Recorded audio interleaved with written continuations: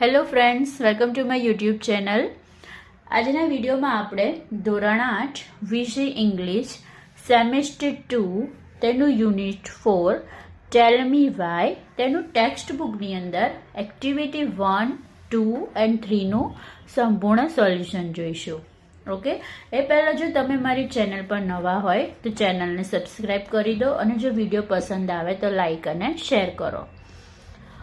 Activity 1 છે see the pictures and select the answer.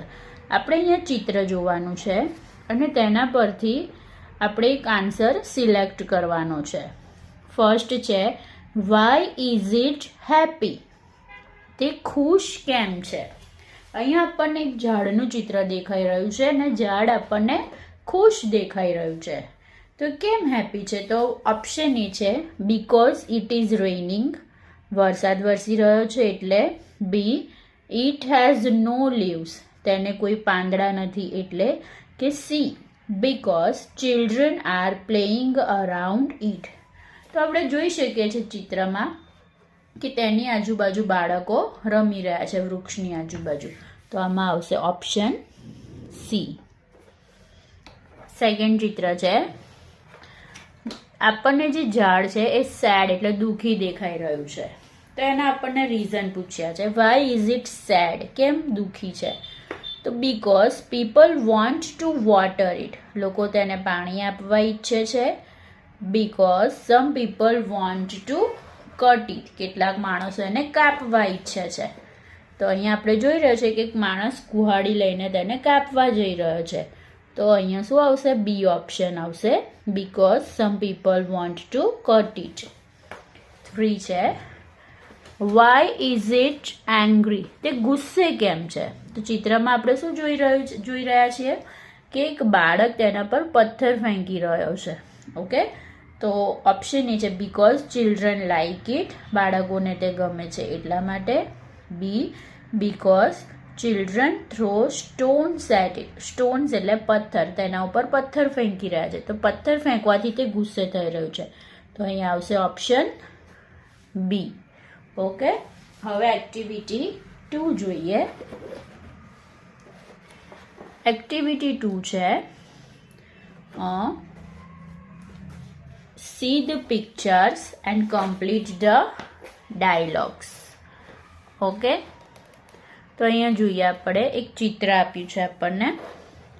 ચિત્ર છે વૃંદાસ બર્થડે. ચિત્રનું નામ શું છે? વૃંદાસ બર્થડે. વૃંદાની બર્થડે પાર્ટી છે અને નીચે આપ્યું છે શી વોઝ ઇન ટીયર્સ, તે રડી રહી છે. એની આંખોમાં આંસુ છે. તો એનું આપણને રીઝન્સ આપ્યા છે બધા. એના મિત્રો કેમ નહોતા આવ્યા એના આપણને રીઝન આપ્યા છે. એક એક્ઝામ્પલ તરીકે કહું, કરણનું રીઝન છે Karan was held up in traffic, Karan ટ્રાફિકમાં ફસાઈ ગયો હતો. ઓકે, એટલા માટે તે નહોતો આવ્યો. હવે આપણે એ જોતા જઈએ અને ડાયલોગ પૂરા કરતા જઈએ. વાય આર દે લેટ, તેઓ કેમ મોડા પડ્યા? હવે આપણે જોઈએ. ટુડે ઇઝ વૃંદાસ બર્થડે, આજે વૃંદાનો જન્મદિવસ છે. She invited all her friends, તેણે તેના બધા જ મિત્રોને આમંત્રિત કર્યા છે. The party began at 9 PM, party 9 વાગ્યે શરૂ થઈ ગઈ છે. But Vrinda was in tears, પણ વૃંદા આંસુમાં છે એટલે કે તે રડી રહી છે. Why was she in tears on such a good day, આટલા સરસ દિવસે તે કેમ આંસુમાં છે, કેમ રડી રહી છે? Because nobody was present at the party, કારણ કે તેના જન્મદિવસની પાર્ટીમાં કોઈ હાજર નહોતું. At 9:15 Binita walked in a hurry, 9:15 Binita જલ્દી ચાલતા આવી, ઉતાવળમાં ચાલતા આવી. બિનીતા ઓહ ડિયર આઈ એમ સોરી, અરે વહાલી હું દિલગીર છું. Vrinda says where were you, તું ક્યાં હતી? Why are you late today at my party, તું આજે મારી પાર્ટીમાં કેમ મોડી પડી? બિનીતા ઓહ I was so confused in selecting a gift for you. અરે હું તારા માટે જે ભેટ પસંદ કરવાની હતી તેના માટે ખૂબ મૂંઝવણમાં હતી. Vrunda says, it's okay dears, you are my best gift. અરે કંઈ વાંધો નહીં વાલી, તું મારા માટે બેસ્ટ ગિફ્ટ છું. At 9:20 પાયલ કેમ. 9:20 પાયલ આવી. Payal says, I am sorry dear, હું દિલગીર છું વાલી. Vrinda says, why are you so late? તું કેમ આટલી મોડી પડી? Payal says, I was sleeping, I forgot. હું સૂઈ ગઈ હતી, હું ભૂલી ગઈ હતી. Vrinda says, oh, I am happy that you remembered. અરે હું ખુશ છું કે તને યાદ તો આવ્યું. At 9:30 Viral arrived. 9:30 વિરલ આવી. Viral says, dear Vrunda, I am so sorry. વાલી વૃંદા, હું દિલગીર છું. Vrinda say, you came very late. તું ઘણો મોડો આવ્યો છે અથવા મોડી આવી છે. છોકરાનું નામ બી હોઈ શકે વિરલ, છોકરીનું નામ બી હોઈ શકે. Viral says, I know, I was quarreling with my sister. ક્વારલિંગ એટલે ઝઘડો કરવો. હું મારી બહેન સાથે ઝઘડી રહ્યો હતો. Vrinda says, but I am happy finally you કેમ. પણ હું ખુશ છું કે છેવટે તું આવ્યો. At 9:40 Amit reached. 9:40 અમિત આવ્યો. અમિત સે, ઓ માય ગોડ સોરી, અરે ભગવાન sorry. Vrinda says, I thought you will not come. મેં એવું વિચાર્યું હતું કે તું નહીં આવે. Amit says, no dear, my train was late. અરે ના વાલી, મારી ટ્રેન મોડી હતી. Vrinda says, oh I see, no problem. અરે કંઈ વાંધો નહીં. At 9:45 Naresh entered. 9:45 નરેશ આવ્યો. Naresh says, I am sorry, I know you are very angry. અરે હું દિલગીર છું, મને ખબર છે કે તું ખૂબ જ ગુસ્સે છે. Vrinda says, yes I am, you are late. હા હું છું, તું ઘણો લેટ છે. Naresh say, yes but my boss give me some more work to do. પણ મારા બોસે મને થોડું વધારે કામ કરવા માટે આપ્યું હતું. Vrinda says, okay welcome. કાંઈ વાંધો નહીં, તારું વેલકમ છે.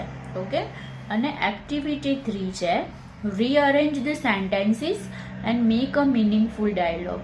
તો અહીંયા છે ને એક child, juice, mangoes, mango tree, vitamin A વચ્ચે એક કોન્વર્સેશન છે, એટલે વાતચીત છે. એ આડાવડી થઈ ગઈ છે, તો આપણે એને અરેન્જ કરી અને એક મિનિંગફુલ ડાયલોગ બનાવવાનો છે. તો એ મેં અહીં બનાવેલું છે, આપણે જોઈએ. Mango tree, why do you come here. Mango tree એવું કહે છે, આંબાનું ઝાડ, કેરીનું ઝાડ, કે તું અહીં કેમ આવ્યો છે. ચાઇલ્ડ સે, બીકોઝ આઈ વોન્ટ મેંગોઝ. બાળક કહે છે કે કારણ કે મારે કેરીઓ જોઈએ છે. Mango says, why do you want us. કેરીઓ કહે છે કે અમે તને કેમ જોઈએ છીએ. ચાઇલ્ડ સે, because I want to make juice. કારણ કે મારે જ્યુસ બનાવવું છે. જ્યુસ સે, વાય ડુ યુ વોન્ટ મી. હું તને કેમ જોઈએ છું. તો અહીંયા આપણે લખવાનું રહી ગયું છે. ચાઇલ્ડમાં એમાં આવશે because you have vitamin A. અહીંયા લખી દઈએ આપણે, because you have vitamin A.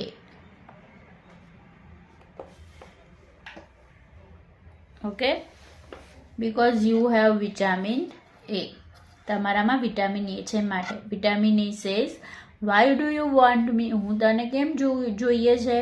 Child સે, બીકોઝ યુ આર હેલ્ધી. કારણ કે તમે તંદુરસ્તી આપો છો. Mango tree says, so take the mangoes. તો આંબાનું ઝાડ કહે છે તો સારું, કેરીઓ લઈ જા. Okay, thank you.